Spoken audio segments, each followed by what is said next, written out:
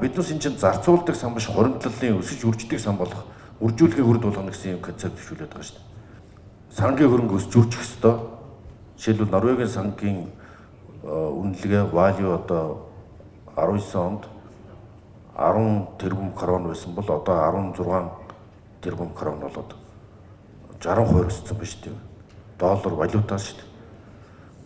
Яг ийм л сан бид байгуулахыг энэ төсвийн үзэл баримтлал шаардж байгаа. Тэгэхээр Монгол банкнд энэ төрийн нэгдсэн дансанд байршуулна гэдэг энэ 5 дугаар заалтанд ороод ирж байна. Төслийн 10 дугаар зүйлийн 13 дахь хэсэг. Энийг гүйцэн боловсруулж одоо гавь гишүүнэж гаргаж байгаа саналаар энэ сангийн менежмент удирдлагыг хараад бас бие даасан ийм шийдвэрлэл чиглүүлэх ёстой. Энэ олон сангууд шиг эрсдэлт учруулдаг байх юм энийг хааж өгөх ёстой. Хараа хяналтыг сайжруулах ёстой. Ирээдүйн сан шиг ахаад ингээд нэг юм тэтгэмжийн сан болоо үржих юм бол тэтгэврийн сан болоо үржих юм бол ирээдүйн үедээ баялаг үлдээх гэсэн үндсэн хуулийн үзэл санаа ширгэнэ.